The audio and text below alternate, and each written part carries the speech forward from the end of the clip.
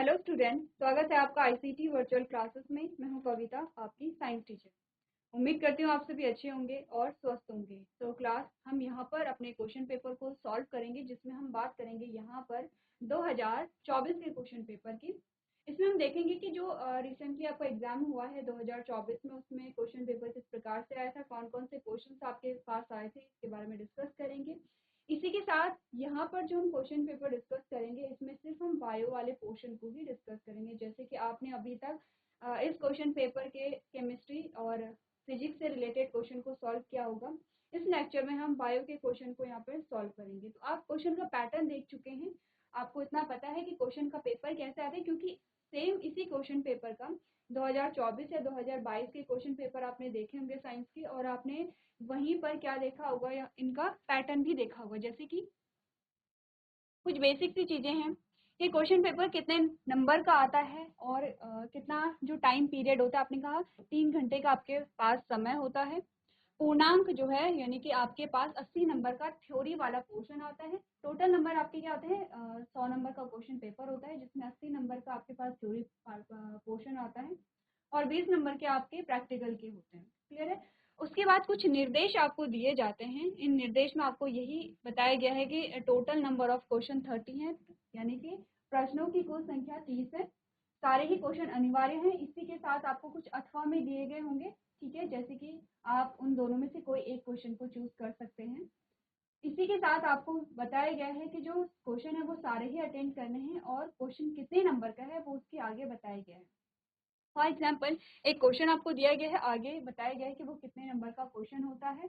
According to number ही आप question का answer करेंगे, ये आपको बताया गया होगा कि अगर कोई 1 नंबर का प्रश्न है तो आप उसे एक सेंटेंस में लिखेंगे, अगर 2 नंबर का है तो आप 2-3 लाइन में लिखेंगे, अगर 3 नंबर का है तो इसी प्रकार से जैसे जैसे नंबर बढ़ेंगे वैसे वैसे आपका जो आंसर होगा वो उसी के अकॉर्डिंग क्या होगा, डिस्क्रिप्टिव होगा। ठीक है। अगर आपको एमसीक्यूज पूछे जाते हैं तो आप फिर क्या करते हैं, वहां पर अपना आंसर लिखते हैं।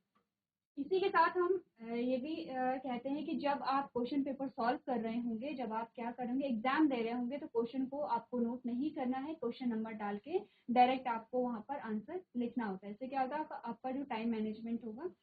तो ये सारी चीजें आपने यहाँ पर देखी होंगी। इसके अलावा आपको बता रखा है कि क्वेश्चन नंबर कितने कितने नंबर के क्वेश्चन आपके पास आए हैं। जैसे कि क्वेश्चन नंबर 1 आपके पास बहुविकल्पी आया है, ठीक है। 2 से लेके 9 तक के जो क्वेश्चन है वो निश्चित उत्तरीय हैं। और इसी के साथ आपको बोला गया है प्रश्न संख्या 1 का प्रत्येक खंड 1 अंक का है। प्रश्न संख्या 2 से 9 तक 1-1 अंक के प्रश्न हैं। अब आप कहेंगे क्वेश्चन नंबर 1 भी 1 नंबर का है, क्वेश्चन नंबर 2 से लेके 9 भी 1 नंबर का है। तो आपने क्वेश्चन पेपर देखा है, आप क्वेश्चन नंबर 1 में आपके पास एमसीक्यूज आएंगे, बहुविकल्पी प्रश्न आएंगे। क्वेश्चन नंबर 1 में आपके पास अलग अलग खंड आते हैं, आगे जाके हम देखेंगे। क्वेश्चन नंबर 2 से लेके 9 तक भी 1-1 नंबर के प्रश्न हैं, लेकिन ये कैसे हैं, यहाँ पर आपको आंसर लिखना है यहाँ पर, ठीक है। क्वेश्चन नंबर 10 to 15 यानी कि 10 से 15 तक के जो क्वेश्चन होंगे वो 2 नंबर के होंगे, और 16 से 23 तक के जो क्वेश्चन है वो कितने होंगे, 3 नंबर के होंगे, और 24 से लेके 30 तक के जो क्वेश्चन होते हैं वो आपके 4 नंबर के होते हैं। 4 नंबर में आपको अच्छा आंसर लिखना है, पूरी डिटेल में आपको आंसर यहाँ पर करना है, ठीक है। तो ये आपको बता रखा है क्वेश्चंस का पैटर्न और उनकी आंसर। चलिए, सबसे पहले क्वेश्चन नंबर 1 आपके पास आया है, और आप देख रहे हैं क्वेश्चन नंबर 1 जो है, क्वेश्चन नंबर 1 है अलग अलग खंडों में। क्वेश्चन नंबर 1 क्या है, क ख ग, इसी प्रकार से अलग अलग खंडों में विभाजित है।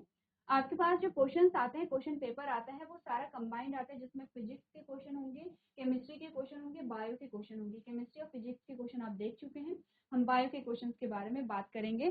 तो आपके पास यहाँ पर जो बायो का क्वेश्चन आता है वो है क्वेश्चन नंबर 1 का जो खंड ग आपके पास आता है। इसमें आपसे पूछा गया है अपच का उपचार करने के लिए निम्न में से किस प्रकार की औषधि का उपयोग होता है। Which of the following types of medicine used for treating indigestion. अब आपको पूछा गया है इंडाइजेशन के बारे में, तो इससे रिलेटेड आपके पास जो जो क्वेश्चन बनेंगे वो आपको पता होना चाहिए। सबसे पहले तो अगर आप जानते हैं कि डाइजेशन क्या होता है, तब आप बता पाएंगे कि इंडाइजेशन क्या होता है, ठीक है।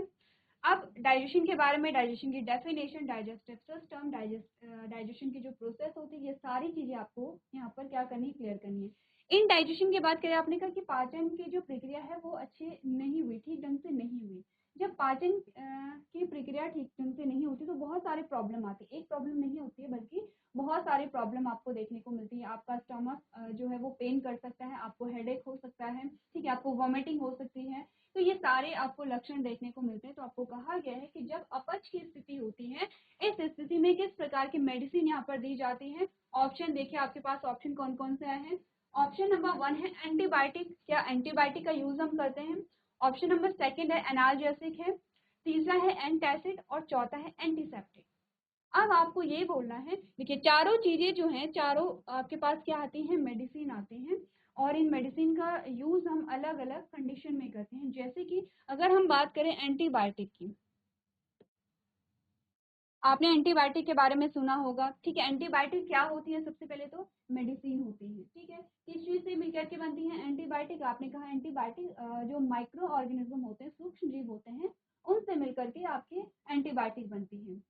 आपको अगर कहा जाए, आपके पास ये क्वेश्चन आ भी सकते हैं, वाइवा में आपसे पूछा जा सकता है, क्योंकि एंटीबायोटिक शब्द अगर आपके पास आया है तो आपके इसकी एग्जाम्पल पता होने चाहिए, इसके फंक्शन पता होने चाहिए, इसके उपयोग आपको पता होने चाहिए। आपने कहा एंटीबायोटिक का एक एग्जाम्पल दीजिए, हम कहते हैं पेनिसिलिन, जो सबसे कॉमन है, ठीक है। तो हमने कहा पेनिसिलिन क्या है, एक एंटीबायोटिक है। इसका उपयोग हम कहाँ पर करते हैं, आपने कहा कि जो बैक्टीरियल इन्फेक्शन होता है, तो बैक्टीरियल ग्रोथ को रोकने के लिए या बैक्टीरिया को नष्ट करने के लिए, बैक्टीरिया को किल करने के लिए हम एंटीबायोटिक का यूज करते हैं। इसके साथ और भी चीजें होती हैं एंटीबायोटिक का यूज, लेकिन हम मोस्टली जब बात करते हैं तो एंटीबायोटिक से हम बैक्टीरिया को ही यहाँ पर याद रखेंगे, ठीक है। सेकेंड हमने कहा एनाल्जेसिक होते हैं। एनाल्जेसिक जो होते हैं, एनाल्जेसिक जो होते हैं उन्हें आप मेडिसिन कह सकते हैं, ड्रग कह सकते हैं। तो देखिए जितनी भी जो मेडिसिन होती हैं वो एक्चुअली में ड्रग होती हैं, लेकिन उन्हें हम लिमिटेड वे में लेते हैं, और तब लेते हैं जब हमें डॉक्टर क्या करता है, उन्हें लेने की परमिशन देता है, जब हमारी बॉडी में उसकी रिक्वायरमेंट होगी। अगर कोई प्रॉब्लम है तो उसको दूर करने के लिए अगर हम ले रहे हैं तो वो हमारे लिए मेडिसिन है। अगर हम आवश्यकता से ज़्यादा ले रहे हैं, कंटिन्यूसली ले रहे हैं, वो हमारे लिए ड्रग बन जाते हैं। एनाल्जेसिक जो होते हैं वो होते हैं पीड़ानाशक के रूप में कार्य करते हैं, ठीक है। तो एनाल्जेसिक को जैसे कि किसी भी पीड़ा को यहाँ पर रोकने के लिए, किसी भी पीड़ा के निवारण के लिए यूज किया जाता है, ठीक है। तीसरा हमारे पास एंटासिड आता है और एंटीसेप्टिक आता है। अब देखिए एंटासिड नाम ही बता रहा है एंट एसिड।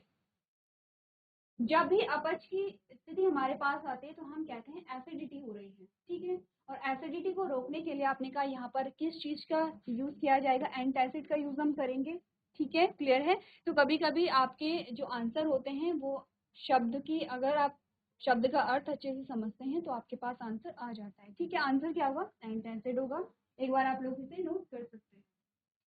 चलिए अब सेकंड जो हमारे पास क्वेश्चन नंबर 1 का जो पार्ट आता है वो है घ, जो कि आपका ये भी क्या है, बायो वाले पोर्शन से आता है।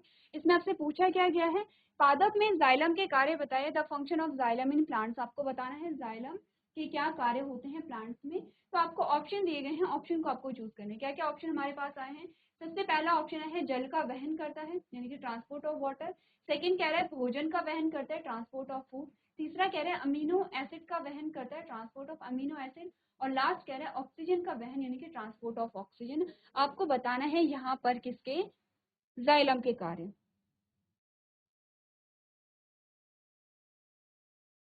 ठीक है।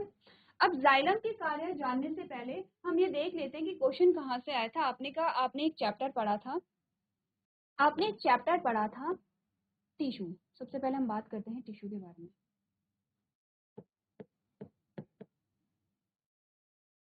और टिश्यू के बाद हमने पढ़ा था टाइप्स ऑफ टिश्यू, जिसमें आपने बात की थी प्लांट टिश्यू,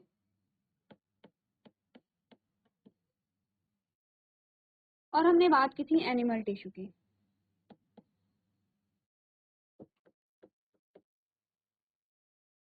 ठीक है। अगर हम प्लांट टिश्यू की बात करें तो आपने कहा प्लांट टिश्यू फिर से आपके दो पार्ट में डिवाइड हो गया था, जिसमें हमने बात की थी यहाँ पर मेरिस्टेमेटिक टिश्यू की, और हमने बात की थी परमानेंट टिश्यू की, ठीक है। फिर आपको जो परमानेंट टिश्यू था वो फिर से दो पार्ट में डिवाइड हो गया था, जिसे हमने सिंपल परमानेंट टिश्यू कहा था और जिसे हमने कॉम्प्लेक्स परमानेंट टिश्यू कहा था, ठीक है। क्लियर है इतनी बातें।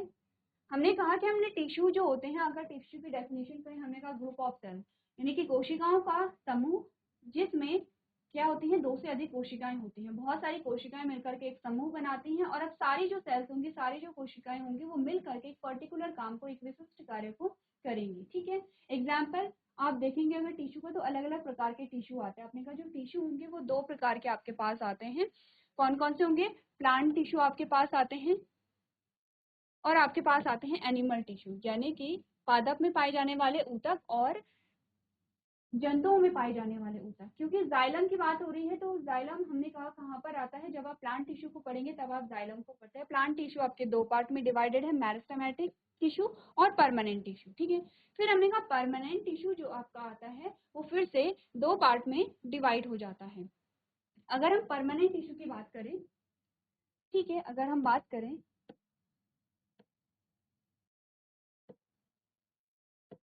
परमानेंट टिश्यू की,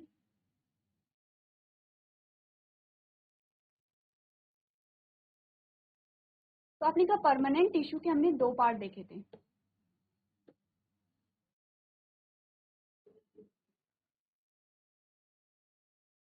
जिसमें हमने कहा सिंपल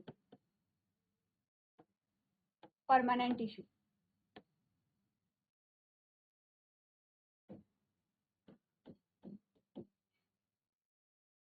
लेकिन हमने बात की थी कॉम्प्लेक्स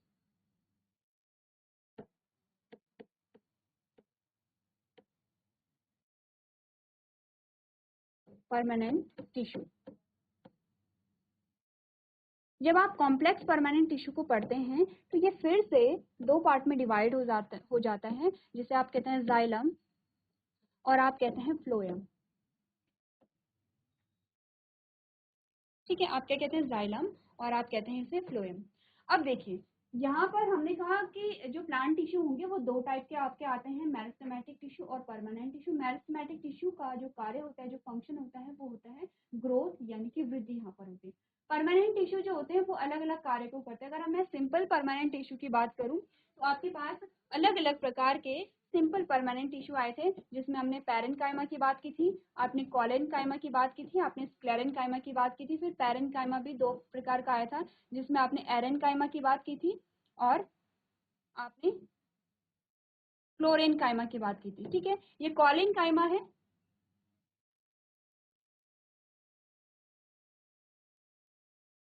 ये कॉलेनकाइमा है और ये क्लोरेनकाइमा है। ठीक है, जब हमने चैप्टर पढ़ा था तो आपने अच्छे से समझा।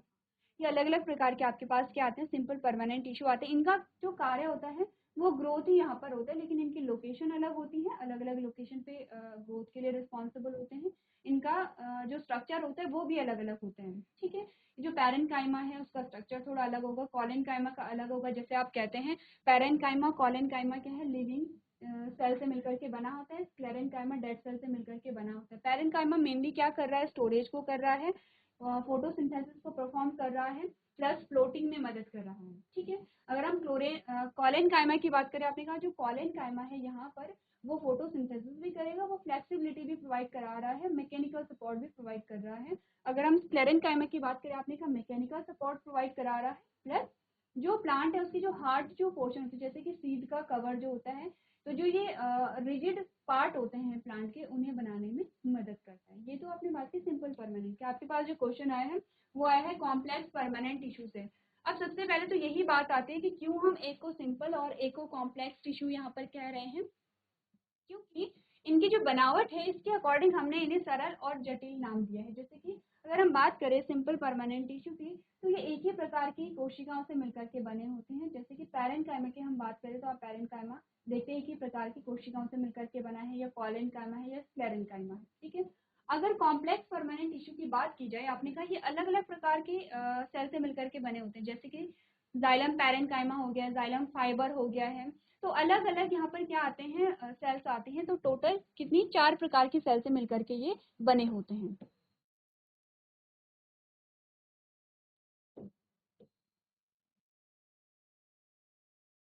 ठीक है, 4 प्रकार के अलग अलग प्रकार के सेल से मिलकर के बने होते हैं, और अलग अलग प्रकार के जो सेल्स है अब वो मिल करके क्या कर रही है, काम कर रही है।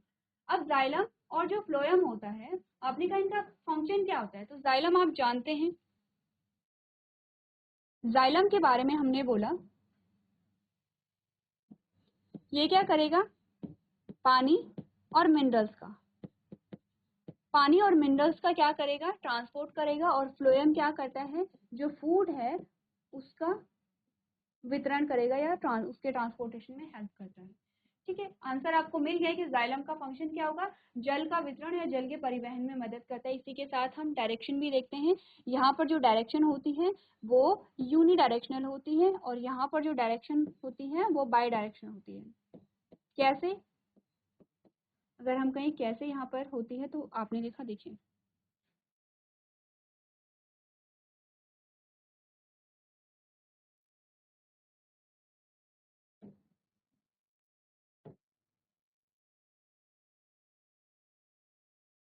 ये आपके पास आया एक स्टेम,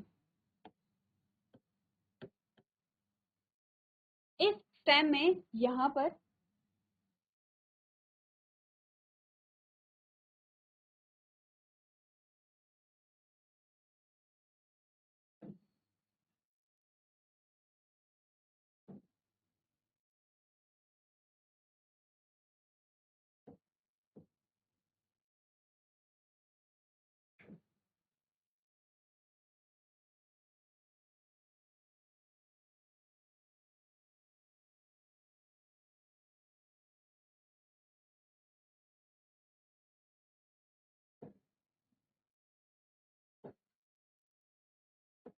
ठीक है, ये हमने स्टेम बनाया है, ये आप समझ रहे हैं, ये लीफ है यहाँ पर। ठीक है, अब यहाँ पर ये क्या आ जाती है, रूट आ जाती है इस प्रकार से। अब यहाँ पर आपको दो पाइप लाइक स्ट्रक्चर मिलते हैं इस प्रकार से।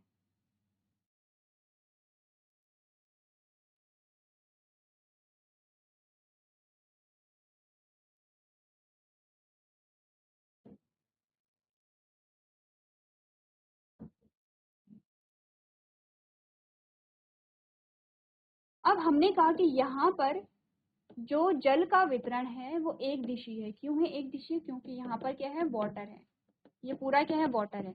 ये पोर्शन कौन सा होगा, जो मिट्टी के नीचे वाला पोर्शन है, क्योंकि ये आपकी क्या है, यानी कि ये प्लांट की क्या है, रूट है। जो पानी होगा वो रूट में कैसे जाएगा, यहाँ पे रूट हेयर होंगे तो ये क्या करेगा, रूट में एंटर करेगा। रूट से कहाँ जाएगा, आपने कहा ये है जाइलम, ये जो पाइप है ये जाइलम है।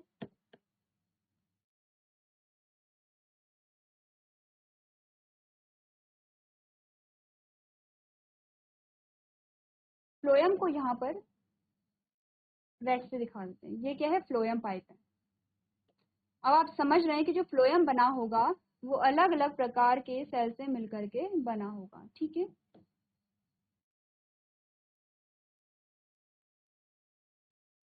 ये फ्लोएम है।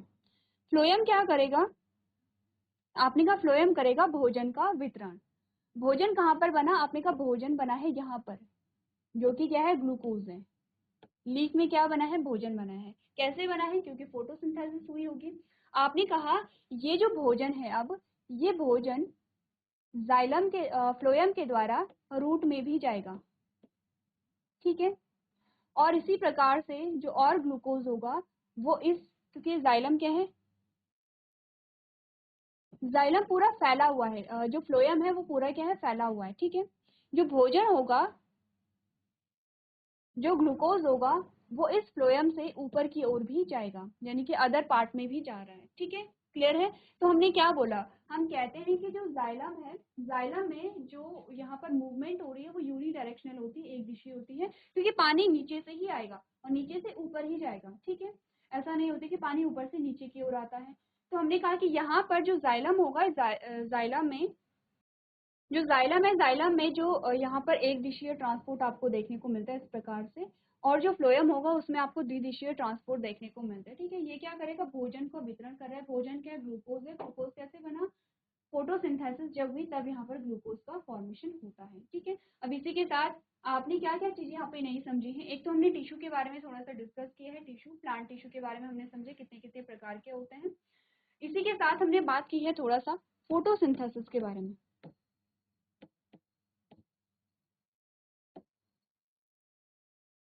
ठीक है, थोड़ा सा फोटोसिंथेसिस के बारे में हमने बात की है, तो आप फोटोसिंथेसिस के बारे में जानेंगे। फोटोसिंथेसिस की जो प्रोसेस होती है उसके बारे में समझेंगे। फोटोसिंथेसिस के लिए रॉ मटेरियल समझेंगे। फोटोसिंथेसिस अगर लीफ में हो रही है तो लीफ का स्ट्रक्चर आप यहाँ पर समझेंगे। क्लियर है? तो अगर हम आप क्वेश्चन को देखें तो आप अपना आंसर इजिली यहाँ पर कर सकते हैं। आपका जो आंसर आएगा, आपके पास जो ऑप्शन आए थे वो था कि पादपों में जाइलम का कार्य क्या है? जल का वहन है, भोजन का वहन है, अमीनो एसिड का वहन है या ऑक्सीजन का वहन है? आपने कहा जल का वहन। ठीक है, ट्रांसपोर्ट ऑफ वाटर। चलिए, नेक्स्ट जो क्वेश्चन आपके पास आया है इसमें आपसे क्या पूछा गया है? ये भी आपका बाइल से रिलेटेड क्वेश्चन है। मानव शरीर में पित्त का भंडारण होता है। Bile is stored in human body in, यानी कि मनुष्य के शरीर में जो बाइल है, जो पित्त है, उसका भंडारण कहाँ होता है? आपने कहा पैनक्रियाज यानी कि अग्नाशय में होता है, पित्ताशय यानी कि गॉल ब्लैडर में होता है, गुर्दे यानी कि किडनी में होता है, मस्तिष्क यानी कि ब्रेन में होता है। तो समझ लेते हैं थोड़ा सा। बात हो रही है यहाँ पर किसकी? मनुष्य के शरीर में लिवर से जो बाइल स्रावित होता है वो कहाँ स्टोर होता है? तो थोड़ा सा सबसे पहले हम लिवर बना लेते हैं। लिवर कहाँ पर आपका पाया जाएगा? उसके लिए आपको क्या करना पड़ेगा? ह्यूमन डाइजेस्टिव सिस्टम बनाते हैं। ठीक है,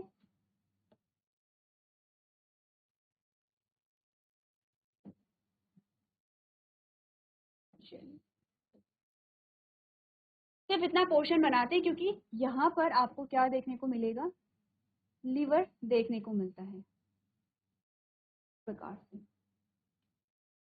ठीक है, ये है लिवर, और यहीं पर आपको एक बैग लाइक स्ट्रक्चर देखने को मिलेगा इस प्रकार से। अब हमने कहा ये क्या आ गया है? लिवर आ गया है। लिवर से क्या सिक्रीट हो रहा है? बाइल। लिवर से यहाँ पर क्या सिक्रीट होता है? बाइल। बाइल यानी कि जिसे आप कहते हैं पित्त। जो पित्त स्टोर होता है, जहां स्टोर होता है उसे हम कहते हैं पित्ताशय। क्या कहेंगे उसे? पित्ताशय या गॉल ब्लैडर कहेंगे। ठीक है, अब हमने कहा जो बाइल है, बाइल का फंक्शन क्या होगा? आपने कहा ये क्या करता है? फैट के डाइजेशन में।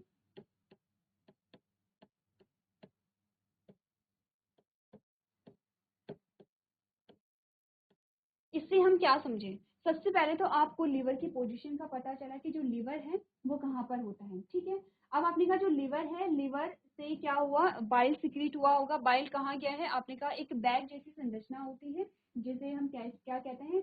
पित्ताशय कहते हैं या गॉल ब्लैडर कहते हैं। ये वहां स्टोर होता है। अब ठीक है, स्टोर हो गया है, लेकिन फंक्शन भी हमने देखा। हमने कहा कि क्या होता है? ये फैट यानी कि वसा के पाचन में क्या करता है? मदद करता है, इंपॉर्टेंट रोल प्ले करता है। लेकिन अगर मैं आपसे पूछूं कि जो बाइल है, बाइल कहाँ काम करेगा? बाइल की जो फंक्शनिंग होगी वो कहाँ पर होती है? आप कहेंगे स्मॉल इंटेस्टाइन में। ठीक है, इसके बाद ये जो पोर्शन आपके पास आता है ये स्मॉल इंटेस्टाइन के इस प्रकार से आ जाता है। ये आपकी क्या आ गई है? Small intestine.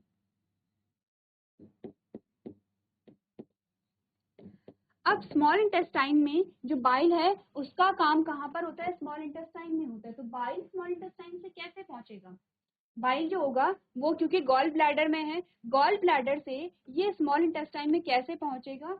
इसके लिए हमने कुछ डक्ट पढ़ी थी। ठीक है, हमने कुछ डक्ट की बात की थी कि कोई जो डक्ट होती है वो लिवर से निकलती है। ठीक है, एक डक्ट है जो यहाँ पर गॉल ब्लैडर से निकल रही होगी। फिर ये डक्ट कहाँ पर मिलती है? स्मॉल इंटेस्टाइन में मिलती है। कुछ इसी प्रकार की जो डक्ट होती है, कुछ इसी प्रकार का जो श्रावण होता है वो आपको पैनक्रियाज में भी देखने को मिलता है। आपने कहा जो पैनक्रियाज से क्या निकलते हैं? पाचक रस निकलते हैं, और ये पाचक रस भी कहाँ जाते हैं? स्मॉल इंटेस्टाइन में जाते हैं, और सब मिल करके वहाँ पे पाचन संबंधी कार्य करते हैं। तो कुछ नाम हमने पढ़े थे, जैसे कि हिपैटिक डक्ट हमने पढ़ा था। ठीक है, हिपैटिक डक्ट के बाद हमने कहा था हिपैटो पैनक्रियाटिक डक्ट। तो ये जो शब्द है ये आपको समझने हैं कि हिपैटिक डक्ट कहाँ पर पाई जा रही है, हिपैटो पैनक्रियाटिक डक्ट कहाँ पर पाई जा रही है, क्या इसका फंक्शन होता है? हिपैटिक डक्ट जो निकलेगी वो आपकी लिवर से निकलती है, जो कि बाइल को लेकर के कहाँ आएंगी? आपके स्मॉल इंटेस्टाइन में आएंगी। ठीक है, इसी प्रकार से एक डक्ट पैनक्रियास से निकलेंगी तो एक जगह पे हिपैटिक डक्ट और पैनक्रियाटिक डक्ट। ठीक है, लिवर से निकलने वाली डक्ट होगी हिपैटिक डक्ट, और पैनक्रियास से निकलने वाली डक्ट होगी पैनक्रियाटिक डक्ट। तो हिपैटिक डक्ट और पैनक्रियाटिक डक्ट जहां पर मिलती हैं उसे आप कहते हैं हिपैटो पैनक्रियाटिक डक्ट, इसे कहते हैं। और यहीं पर आपको स्फिंक्टर भी मिलेगा जिसे आप स्फिंक्टर ऑफ ऑडी कहते हैं। ठीक है, अब स्फिंक्टर क्या होते हैं, उनका फंक्शन क्या होता है, एक स्फिंक्टर आपको यहाँ पर मिला था, ठीक है, जैसे आपने कहा था गैस्ट्रोएसोफेगल स्फिंक्टर कहा था, एक स्फिंक्टर आपको कहीं यहीं पे मिला, जहां पर जिसे आपने क्या कहा, स्फिंक्टर ऑफ ऑडी कहा। स्फिंक्टर होते क्या है, ये एक डोर जैसे काम करते हैं, जैसे कि आपने कहा कि जब आपने भोजन को निगला, भोजन यहाँ पर आ गया है, ठीक है, जब आपने भोजन को चबाया, भोजन के साथ जब सलाइवा मिक्स हो जाता है, उसे आप बोलस कहते हैं, ठीक है, जब बोलस स्टमक में आ जाता है, अब उसे काइम कहते हैं। जब भोजन यहाँ पर आ गया है, तो ये भोजन वापस ना जाए उसके लिए कुछ गेट जैसे स्ट्रक्चर यहाँ पर होता है, जो भोजन को वापस जाने से रोकेगा, उसे आप स्फिंक्टर कहते हैं। कुछ ऐसा ही स्फिंक्टर यहाँ पर भी पाया जाता है, जिसे स्फिंक्टर ऑफ ऑडी कहते हैं, ठीक है।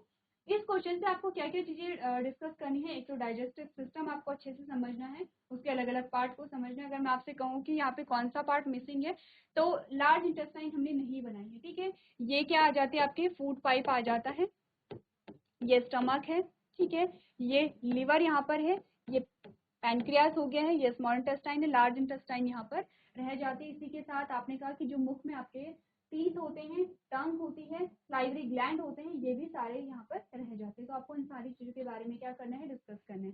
अब अगर हम क्वेश्चन को देखें, तो अब आपको समझ आ जाएगा आपका आंसर क्या होगा। आपने कहा मानव शरीर में पित्त का भंडारण कहाँ पर होता है, अग्नाशय में, पैनक्रियाज में, पित्ताशय में, गॉल ब्लैडर में, गुर्दे में यानी कि किडनी में, मस्तिष्क में यानी कि ब्रेन में। आपने कहा पित्ताशय में पढ़ा था हमने, पित्ताशय यानी कि गॉल ब्लैडर हमने बात की थी, ठीक है, क्लियर है इतनी बातें। अग्नाशय क्या है, खुद में एक ग्लैंड है, खुद में एक ग्रंथि है, ठीक है, जो कि क्या है, डाइजेशन से रिलेटेड होगा। ब्रेन आप कब पढ़ते हैं, जब आप बात करते हैं नर्वस सिस्टम के बारे में। किडनी आप कब पढ़ते हैं, जब आप बात करते हैं एक्सक्रीशन यानी कि उत्सर्जन के बारे में जब आप बात करते हैं, ठीक है, क्लियर है।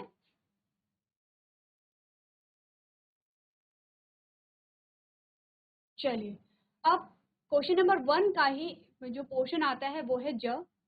इसमें आपसे क्या पूछा गया है, बहुत इजी क्वेश्चन है, ये आपको खुद ही क्या करना है, सॉल्व करना है। आपसे कहा गया है निम्नलिखित में से कौन आहार श्रृंखला का निर्माण करता है, यानी कि फूड चेन का निर्माण कौन करता है। फूड चेन होती क्या है, चेन का मतलब क्या है, चेन एक क्या है, श्रृंखला। जैसे कि जब आप कहते हैं कि चलिए चेन बनाते हैं, तो आपने अपने फ्रेंड का हाथ पकड़ा, इसी प्रकार से आपके फ्रेंड ने दूसरे फ्रेंड का हाथ पकड़ा और आप पूरी चेन बनाते हैं, यानी कि आप जुड़े हुए हैं आपके दोस्त से, आपका दोस्त जुड़ा हुआ है एक और दोस्त से, फिर एक और दोस्त जुड़ा हुआ है एक और दोस्त से। तो कुछ इसी प्रकार जो जीव होते हैं वो एक दूसरे से जुड़े हुए होते हैं, लेकिन यहाँ पर उन्होंने हाथ नहीं पकड़ा होता है, वो जुड़े हुए होते हैं अपने भोजन से, भोजन के संबंध से। जैसे कि कोई एक जीव होगा वो अपने भोजन के लिए किसी दूसरे पर आश्रित है, फिर वो जैसे कि हम क्या कहते हैं, जो ए है वो अपना भोजन बी से ले रहा है, और बी अपना भोजन सी से ले रहा है, सी अपना भोजन डी से ले रहा है। आपने कहा ये पूरी एक चेन बन गई है, तो इस चेन को हम चेन नहीं कहेंगे, इसे हम कहते हैं फूड चेन, क्योंकि ये फूड से रिलेटेड है, भोजन से रिलेटेड है। आपको यही बताना है कि 4 ऑप्शन आपको दिए गए हैं, और इन 4 ऑप्शन में से फूड चेन कौन सी होगी। ऑप्शन 1 में है घास, गेहूं और आम, grass, wheat and mango. Second है घास, बकरी और शेर, grass, goat and lion. Third है बकरी, गाय, हाथी, गोट, काउ एंड एलिफेंट। और लास्ट है घास, मछली और बकरी यानी कि ग्रास, फिश एंड गोट। अब आप ध्यान दीजिए कि इन ऑप्शंस में से वो कौन सा ऑप्शन है जिसमें तीनों जो जीव हैं वो एक दूसरे से जुड़े हुए हैं अपने भोजन से, अपने भोजन की आवश्यकता के अनुसार। चलिए अब देखते हैं किस प्रकार से आप संबंध स्थापित करेंगे फूड चेन में।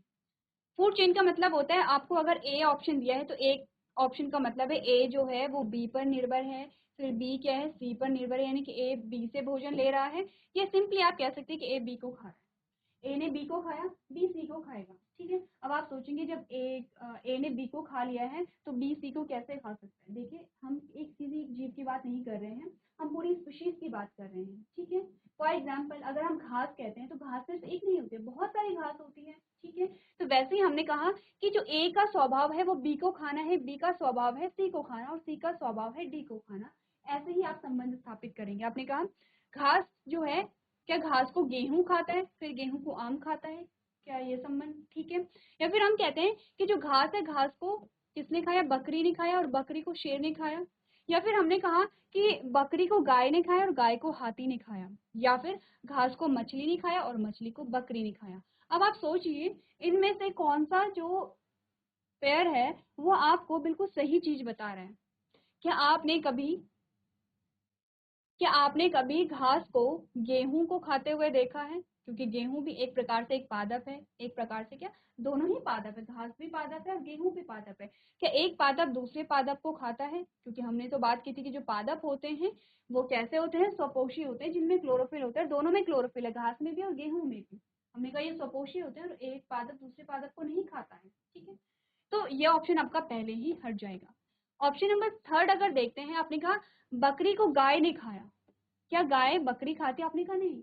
आपने बात की थी कि 3 प्रकार के भोजन की जो आवश्यकता है या जो भोजन है, भोजन को ग्रहण करने के आधार पर 3 प्रकार के जीवों की हमने बात की थी, हर्बीवोर्स, कार्निवोर्स एंड ओमनिवोर्स। यानी कि शाकाहारी होते हैं, मांसाहारी होते हैं, सर्वाहारी होते हैं। तो आपने कहा जो गाय है वो शाकाहारी है, सिर्फ घास को खाते, सिर्फ शाक यानी कि सिर्फ पादप पर ही निर्भर रहती है, मांसाहारी नहीं होगी। तो आपने कहा यहीं पे ये ऑप्शन हट जाता है।